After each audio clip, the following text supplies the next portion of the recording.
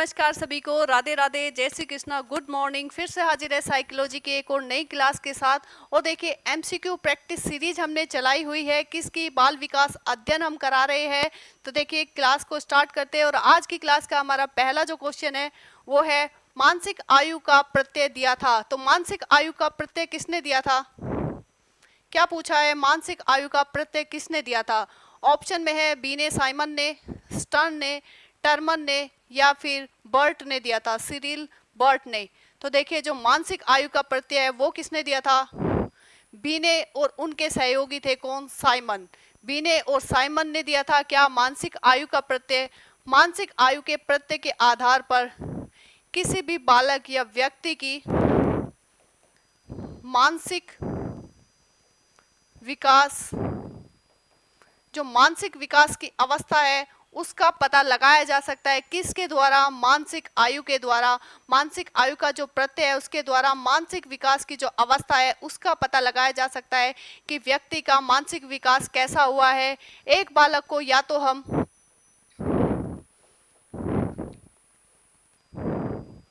प्रतिभाशाली बालक या फिर हम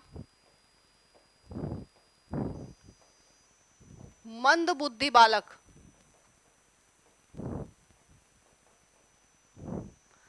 या तो हम कह सकते हैं कि एक बालक का विकास जो है बहुत अच्छे तरीके से हुआ है और बालक क्या है? प्रतिभाशाली है। व्यक्ति क्या है? प्रतिभाशाली है। या फिर हम कह सकते हैं कि बालक का जो मानसिक विकास है वो नहीं हुआ है, उसमें कहीं ना कहीं अवरोध है। तो वो कैसा बालक है? मंदबुद्धि बालक है। तो इनको हम प्रतिभाशाली या फिर मंदबुद्धि बालक की श्रेणी में रख सकते हैं। किसके द्वारा? मानसिक आयु के प्रत्यय के द्वारा। और ये दिया था किसने? बी ने तथा उनके सहयोगी साइमन ने। तो आंसर यहां पर रहेगा ए। नेक्स्ट, बुद्धि लब्धि निकालने का सूत्र है। ऑप्शन में है मानसिक आयु मल्टीप्लाई वास्तविक आयु, वास्तविक आयु डिवाइड बाय मानसिक आयु, या फिर मानसिक आयु डिवाइड बाय वास्तविक आयु मल्टीप्लाई 100, या फिर वास्तविक आयु प्लस मानसिक आयु। तो देखिए जो आईक्यू है, आईक्यू यानी कि बुद्धि लब्धि, इसके निकालने का जो सूत्र है ये क्या है? मानसिक आयु डिवाइड बाय वास्तविक आयु और मल्टीप्लाई 100। जो 100 वाला जो ये फॉर्मूला है, पहले ये सिर्फ इतना ही था, पहले इतना था। और ये जो 100 है मल्टीप्लाई 100 ये किसने लगाया था? टर्मन ने लगाया था।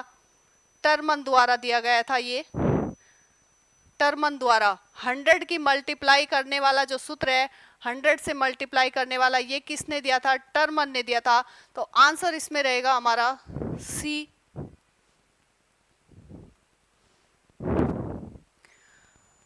नेक्स्ट, 12 वर्ष से 16 वर्ष के बच्चों के लिए हिंदी में, किस में?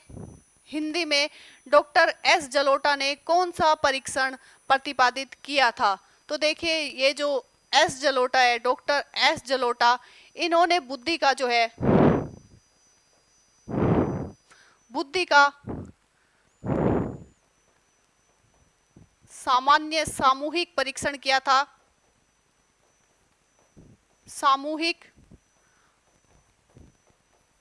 परीक्षण यानी कि निर्माण किया था। सामान्य सामूहिक बुद्धि का निर्माण किया था। किसका? परीक्षण का। और इसका जो नाम दिया इन्होंने वो दिया साधारण मानसिक योग्यता परीक्षण। कब किया था ये? 1963 में इन्होंने ये किया था।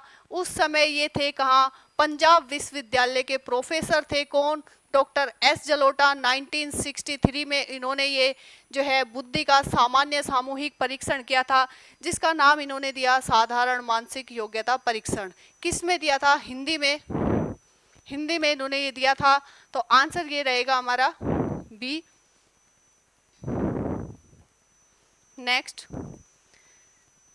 स्टैनफोर्ड बीने परीक्षण मापन करता है। तो देखिए हम बात कर चुके हैं बीने की। बीने ने किसका परीक्षण किया था? बुद्धि का परीक्षण किया था।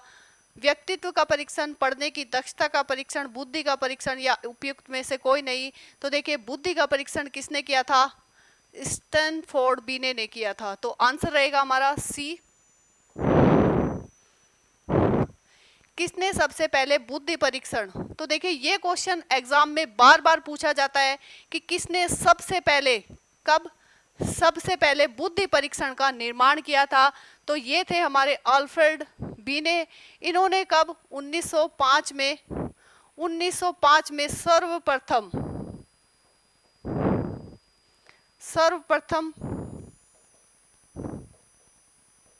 बुद्धि का सफल परीक्षण किया था। सफल परीक्षण किया था किसके साथ मिलकर, अपने सहयोगी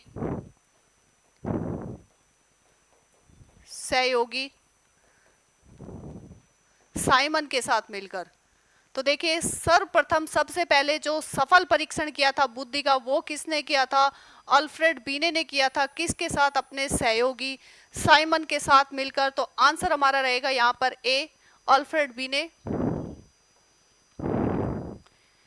पियाजे के संज्ञानात्मक विकास के चरणों के अनुसार इंद्रिय गामक यानी कि संवेदीय प्रेरक अवस्था किसके साथ संबंधित है, किसकी बात हो रही है।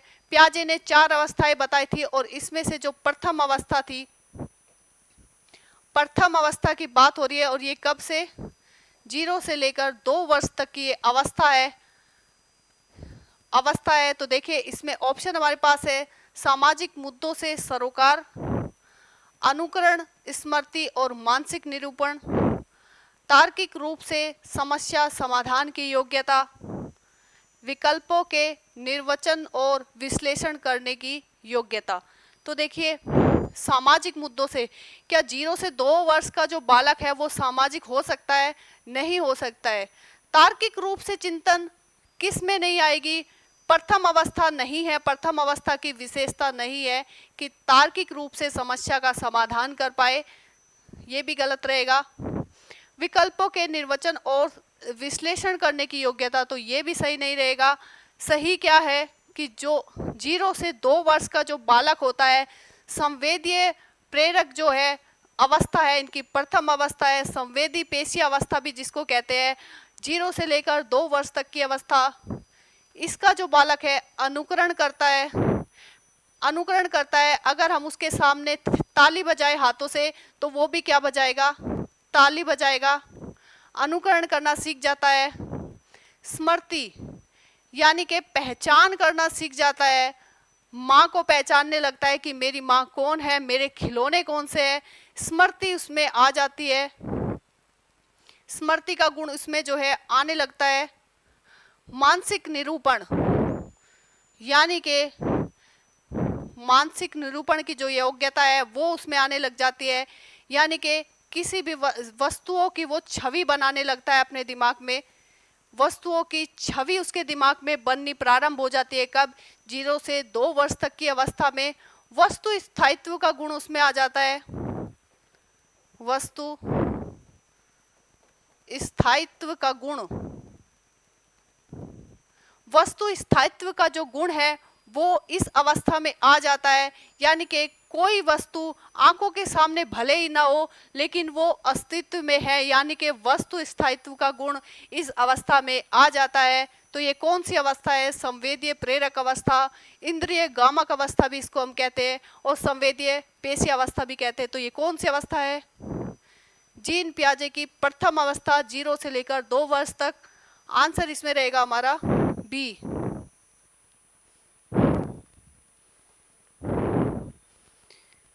पियाजे मुख्य रूप से किसके अध्ययन के लिए जाने जाते हैं, भाषा विकास, यौन विकास, संज्ञानात्मक विकास और सामाजिक विकास। तो देखिए पियाजे के बारे में हम पहले भी पढ़ चुके। इन्होंने क्या दिया था, संज्ञानात्मक विकास का सिद्धांत दिया था, जिसमें इन्होंने 4 अवस्थाएं बताई थी। 4 अवस्थाएं इन्होंने बताई थी। बात करें, पहली थी इनकी अवस्था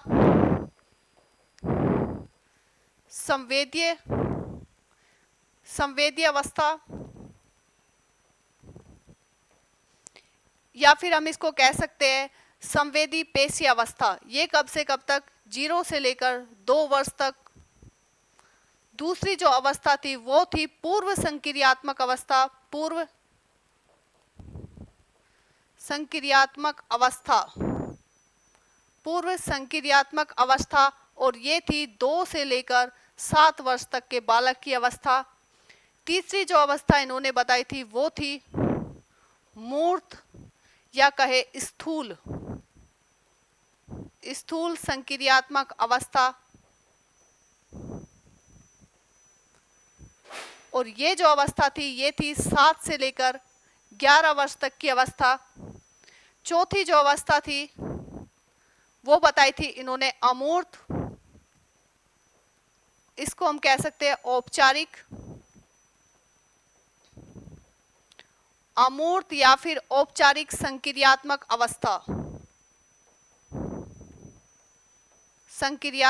अवस्था, और ये थी 11 से ऊपर की अवस्था। तो देखिए 4 अवस्थाएं किसने बताई थी? जीन पियाजे ने संज्ञानात्मक विकास की। और यहाँ पे पूछा है जीन पियाजे ने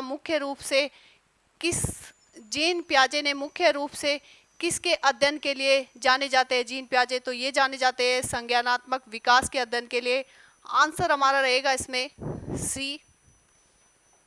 नेक्स्ट, पियाजे मुख्यतः डैश के क्षेत्र में योगदान के लिए जाने जाते हैं? भाषा विकास, ज्ञानात्मक विकास, नैतिक विकास, सामाजिक विकास। तो बात अभी हमने की है किसकी? जीन पियाजे की, और ये जाने जाते हैं संज्ञानात्मक विकास या फिर कहे ज्ञानात्मक विकास के सिद्धांत के लिए। अभी हम इसकी बात कर चुके हैं पिछले क्वेश्चन में, तो आंसर रहेगा बी। पियाजे के अनुसार निम्नलिखित में से कौन सी अवस्था में बच्चा जो है वो अमूर्त संकल्पनाओं के विषय में तार्किक चिंतन करना आरंभ कर देता है? तो देखिए इन्होंने जो अवस्था बताई थी, 4 अवस्था बताई थी, बात कर चुके हैं इनके बारे में। पहली थी संवेदी प्रेरक अवस्था, जन्म से लेकर 2 वर्ष।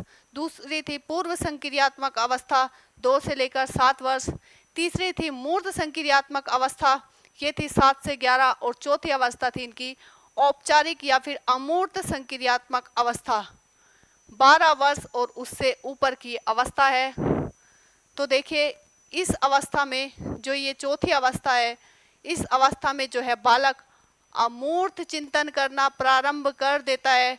कोई वस्तु अगर उसके सामने नहीं भी हो, कोई समस्या उसके सामने नहीं भी है, सामने नहीं है वस्तु या फिर कोई उद्दीपक उसके सामने नहीं है, तो भी वो क्या कर सकता है? उसके बारे में सोच सकता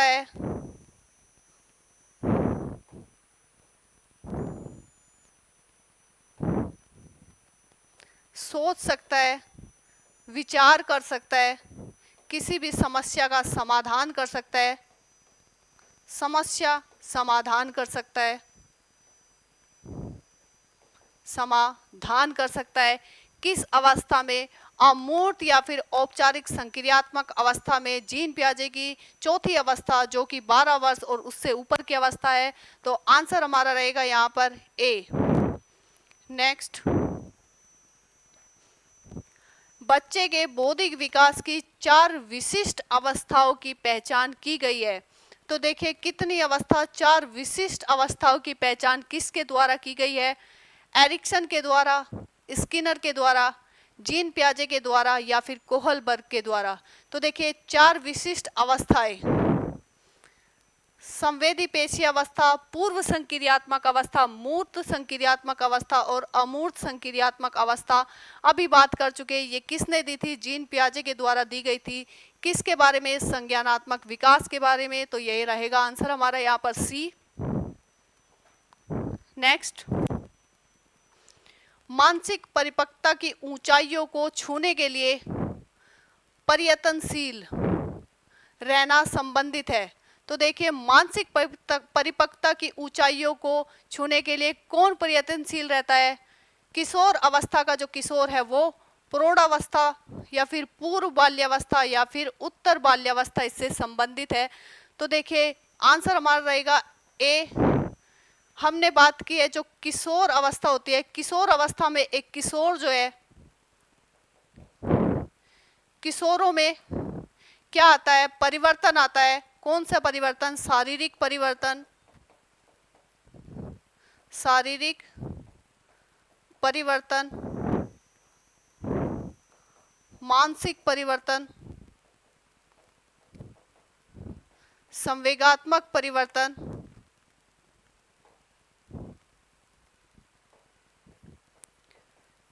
संवेगात्मक परिवर्तन क्या होते हैं? तीव्र गति से आते हैं। किशोरों में, जो किशोर अवस्था में जो बालक है, जो किशोर है, उनमें शारीरिक, मानसिक, संवेगात्मक परिवर्तन जो है कैसे आते हैं? तीव्र गति से होते हैं। तीव्र गति से होते हैं, जिससे उन्हें अनेक समस्याओं का सामना करना पड़ता है। हमने बात की है जो किशोर अवस्था है वो कैसी अवस्था है? जीवन का सबसे कठिन काल है। कठिन काल है क्यों? क्योंकि उनमें जो परिवर्तन हो रहे हैं वो कैसे हो रहे हैं? तीव्र गति से हो रहे हैं, जिनके साथ इन परिवर्तनों के कारण जो है बालक जो है, किशोर जो है प्रौढ़ों के साथ या फिर अन्य अवस्था के जो बालक है उनके साथ तालमेल बिठाने में इनको दिक्कत होती है, समायोजन करने में कठिनाई होती है। समायोजन करने में कठिनाई होती है। और इस अवस्था को हमने क्या कह दिया? विद्रोह की अवस्था कह दिया। कौन सी अवस्था? किशोर अवस्था को विद्रोह की अवस्था कहेंगे, क्योंकि इनमें क्या होते हैं? शारीरिक, मानसिक, संवेगात्मक परिवर्तन तीव्र गति से होते हैं। जीवन का सबसे कठिन काल है, समायोजन करने में कठिनाई होती है, इसलिए वो क्या करते हैं? विरोध करते हैं। किनका? प्रौढ़ों का, अपने घर में अपने माता पिता का विरोध करते हैं। तो बहुत सारी इनमें जो है समस्याएं होती है, कठिनाइयां इनके सामने आती है, और उन्हीं कठिनाइयों को दूर करने के लिए जो विभिन्न प्रकार की जो कठिनाई आएगी बालक के सामने, किशोर के सामने, उन्हीं कठिनाइयों को दूर करने के लिए, कठिनाइयों को, देखिए कठिनाई बहुत होती है इनके सामने, और कठिनाइयों को दूर करते करते ये क्या करते हैं? परिपक्वता की ओर आगे बढ़ते हैं। परिपक्वता की ओर क्या करते हैं? आगे बढ़ते जाते हैं, और कठिनाइयों को जो है, विभिन्न कठिनाइयों को दूर करते हुए मानसिक विकास के ऊंचाइयों तक पहुंचने का प्रयत्न करते हैं। विभिन्न प्रकार की कठिनाइयों का सामना करते हुए परिपक्वता की ओर पहुंचते, परिपक्वता की ओर बढ़ते हैं, और ऊंचाइयों को, यानी कि मानसिक परिपक्वता की ऊंचाइयों को छूने के लिए क्या रहते हैं? प्रयत्न करते रहते हैं, यानी कि प्रयत्नशील रहते हैं। कौन? किशोर। तो आंसर रहेगा इसमें हमारा किशोर अवस्था। किसने बहुबुद्धि सिद्धांत प्रतिपादित किया था? अल्फ्रेड बीने ने, हार्वर्ड गार्डनर ने, फ्रांसिस गाल्टन ने, या फिर बीएस ब्लूम ने? तो देखिए बात हो रही है किस सिद्धांत की? बहुबुद्धि के सिद्धांत की। और ये दिया था किसने? हार्वर्ड गार्डनर ने। इन्होंने बुद्धि के कितने प्रकार बताए थे? 7 प्रकार इन्होंने बताए थे। बुद्धि के कितने प्रकार? 7 प्रकार।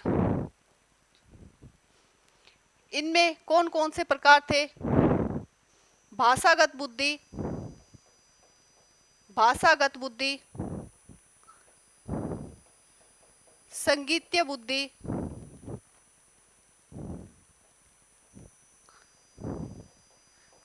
तार्किक गणितीय बुद्धि, तार्किक गणितीय बुद्धि, शारीरिक बुद्धि, स्थानिक बुद्धि, स्थानिक बुद्धि, अंतःवैयक्तिक बुद्धि,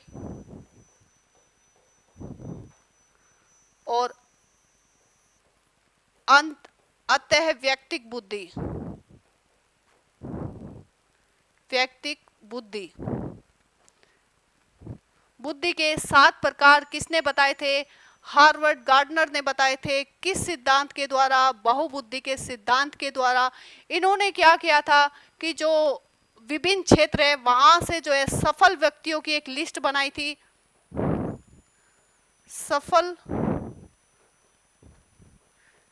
सफल व्यक्तियों की एक लिस्ट बनाई थी, सारणी बनाई थी, जिसके द्वारा इन्होंने जो है ये सिद्धांत प्रस्तुत किया था, बहुबुद्धि का सिद्धांत।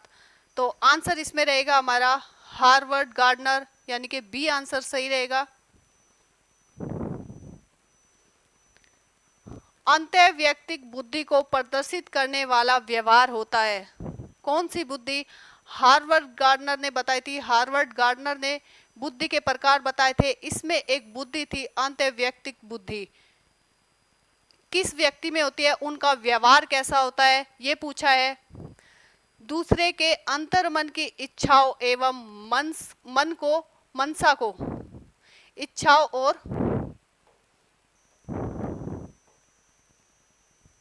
इच्छाओं और मनसा को पता लगाना, या फिर दूसरे के मूड को भाप जाना, या फिर मिलते जुलते संवेगों यथा उदासी एवं पछतावा में भेद करना, या फिर दूसरों के विचारों एवं व्यवहारों को प्रभावित करने के लिए जानकारी का प्रयोग करना। तो देखिए, जिन व्यक्तियों में अंतःवैयक्तिक बुद्धि होती है वो किस व्यवहार का पता लगा देते हैं? मिलते जुलते जो संवेग होते हैं, जैसे कि उदासी और पछतावा। देखने में ये दोनों ही क्या लगेंगे? समान है, उदासी और पछतावा। लेकिन जिनमें अंतःवैयक्तिक बुद्धि होगी वो क्या करेंगे? इनमें भी भेद कर लेंगे। इनमें भी जो है उनको भेद करना आता है। किनमें? उदासी और पछतावा। यानी कि मिलते जुलते संवेगों में अंतर करना किनको आता है? जिनमें अंतःवैयक्तिक बुद्धि होगी। तो यहाँ पर जो है आंसर रहेगा हमारा सी।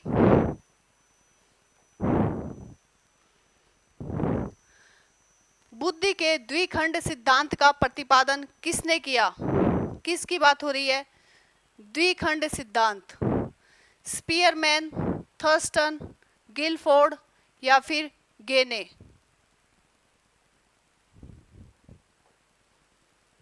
तो देखिए, जो ये द्विखंड सिद्धांत है ये किसने दिया था? स्पीयरमैन ने दिया था। और हम बात कर चुके हैं कौन कौन से इन्होंने दो तत्व बताए थे।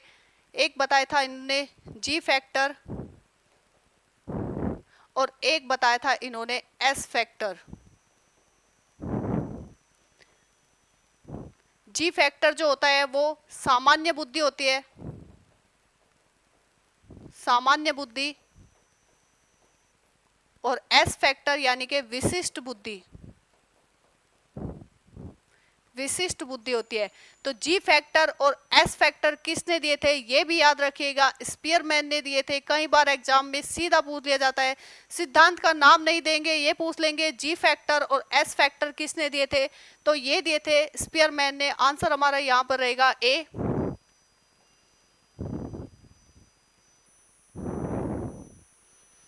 नेक्स्ट, हार्वर्ड गार्डनर द्वारा निम्न में से एक को छोड़कर बाकी सभी बुद्धि के प्रकार बताए गए हैं। तो गार्डनर ने कितने प्रकार बताए थे? बुद्धि के 7 प्रकार बताए थे इन्होंने, कि एक व्यक्ति में 7 प्रकार की जो है बुद्धि हो सकती है। इन प्रकारों की बात हम पिछले क्वेश्चन में कर चुके हैं। तो देखिए, भाषागत बुद्धि इन्होंने बताई थी, अंतःवैयक्तिक कौशल बुद्धि इन्होंने बताई थी, अंतःवैयक्तिक कौशल बुद्धि भी इन्होंने बताई थी, लेकिन सृजनात्मक बुद्धि इन्होंने नहीं बताई थी। ये इनकी बुद्धि का प्रकार नहीं है। तो आंसर रहेगा यहाँ पर हमारा बी। तो देखिए, ये था आज का हमारा लास्ट क्वेश्चन। मिलते हैं आपसे नेक्स्ट क्लास में। आज की हमारी ये छोटी सी क्लास थी। आपको ये क्लास कैसी लगी है कमेंट बॉक्स में बताइएगा। अगर आपको क्लास अच्छी लगे तो वीडियो को एक लाइक कर दीजिएगा। मिलते हैं नेक्स्ट क्लास में, तब तक के लिए बहुत बहुत धन्यवाद।